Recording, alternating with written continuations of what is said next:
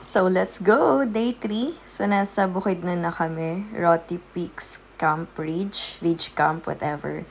So, yan. Time lapse ko siya. Tingnan natin yung sunrise dito sa side ni Roty Peaks. Ayan. So,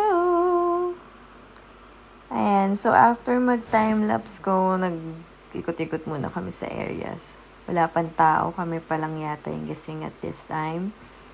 So, magmuni-muni tayo. Ang ganda ang calm lang nung, surrounding. Nakaka-relax siya. Tapos, yung mga, ng bird, sound ng mga bird, nakaka-relax. Added siya sa relaxation mo. Muni-muni, plano ng buhay. So, ayan, emote ka muna dyan, sis. Total naman yun ang pinunta mo dyan. Ayan, yaan nyo lang siya dyan, guys. Matagal siya magaganyan dyan eh. Putulin na lang natin yung pag-inacte niya dyan. Marami naman siya napagplanuhan. Hayaan nyo na siya. Hoy, yan tagal. Mimasar, apakatagal, Mimasar. So, ayan, may swing din doon. Bali vibes. Ang saya din nito kasi malamig pa siya eh. Sobrang lamig dito. May rhinitis pa naman ako. So, sinisipon ng ateng mo at that time. Pero tiis ganda lang tayo dahil ang saya. Ang saya maglakad-lakad pag maaga pa. Hindi ako morning person pero pag sa galaan, nagiging morning person. Kasi sayang yung biyahe mo. Kailangan mo i-utilize yung buong araw. Kung pwedeng huwag kang matulog para lang masulit mo yung bakasyon mo. Ayan, di pa patapos. Sumakit kami dun sa may kubo. Actually, not akyat dun mismo. Yun halfway lang. Akala namin private, siya, property. Pwede pala pumunta doon. May mga nakita akong photos na sa loob sila nag-picture.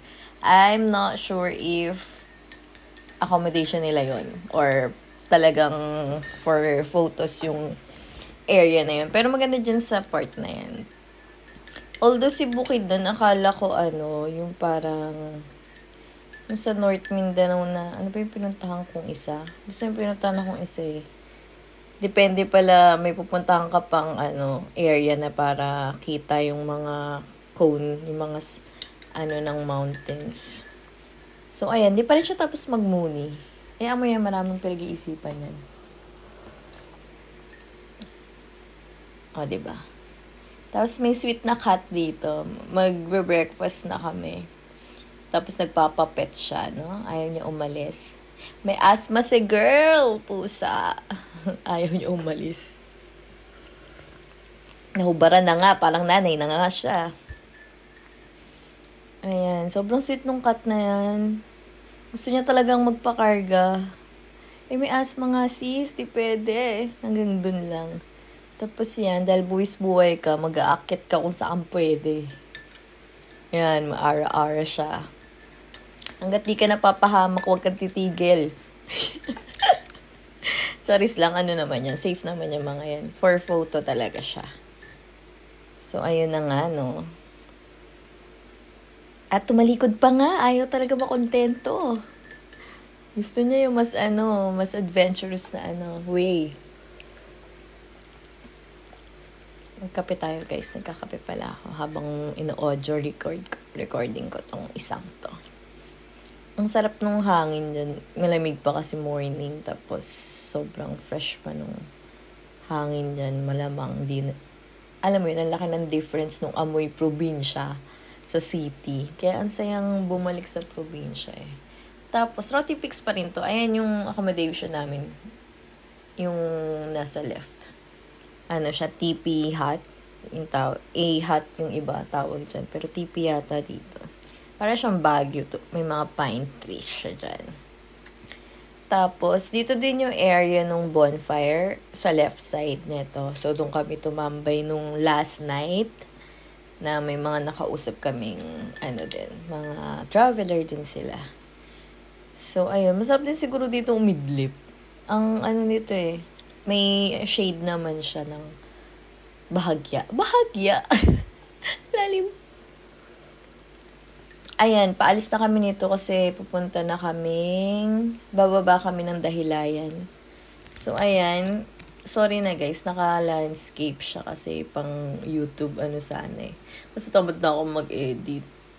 Bala na. Yan na lang yun. Gusto ko lang naman i-document yung mga pinupuntahan ko. Kasi makakalimutin ako. So, kailangan ko siyang i-document for my own reference. Para may babalikan lang ako. In case di ko na maalala talaga. So, ayan yung place. Ayan. Look at that. Diba? Masaya siguro dito mga 2 days ka. Mag-probinsya, gaming ka.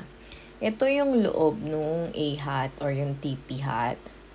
Paglabas mo may mga available na camping chair dyan kung gusto mong tambay-tambay. Pero kami ngayon hindi na kami makakatambay. Naghihintay na lang kaming habal. Bababa na kami ng Dahilayan neto. So, ayun. Mabilisan lang na breakfast. Tapos, waiting kami sa habal. So, ganyan siya. Ganyan yung view niya. And then, ayan. Hindi na ako nakapag-video. Naghabal kami. And then, van. Tapos, motor. Papuntang this one. Dahilayan Adventure. Ito talaga yung isa sa mga bucket list ko. Nag-enjoy kasi ako sa mga outdoor activities. Ayun. So, marami silang ziplines dito and mga kakaibang rides. So, let's go! Ito, yung rainbow slide, medyo parang hindi naman siya sulit for the price. So, hindi ko na yan tinry. And slide lang din naman yan. Appealing lang sa eyes yung rainbow. Pero gusto sa mga bata, mag-enjoy sila dito.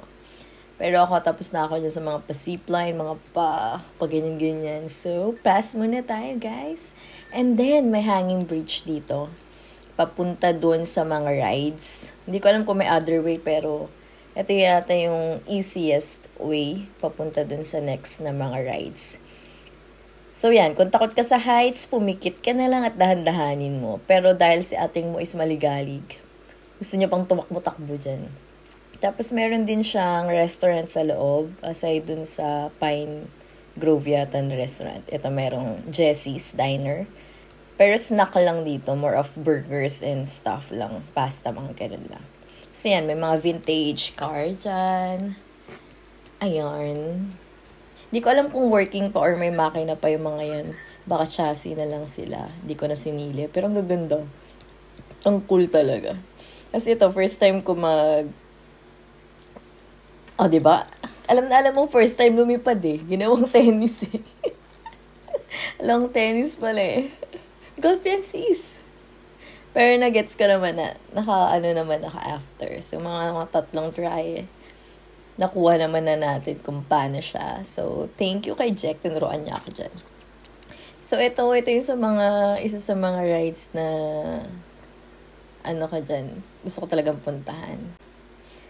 So, ito, kala mo saya-saya. Pero nakakatakot. Kasi pag magaan ka, parang hahampas ka sa mga pine trees. So, ayan, hindi nila recommended, pero pwede. Maglalagay sila ng parang roller na pampabigat para lang yung mismong, yung mga bakal na yung bumigat siya and di ka tumapon ng todo.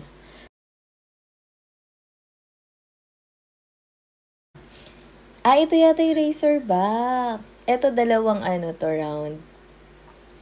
Nung una, mabagal kami, hindi namin na-enjoy kasi yun nga sa unahan namin magjowa, nagmo-moment sila. So, binabagalan nila. Hindi kami maka-enjoy ng mabilisan na pang expressway speed. So, itong pangalawa, ayun, saktong facing na kami dyan. Itong Forest Lodge, nakaka-enjoy din tong isang to. Try nyo rin to, guys. 2 rounds to eh. Ang saya, sobrang bilis. Tapos, pag marami kayo, parang mas nakakatawa. Humanap kayo ng helmet na swak sa ulo nyo, guys. Dahil nasakal ako na helmet. Hindi ko siya matanggal kasi na-stuck siya. Ang saya nito, guys. Try nyo na!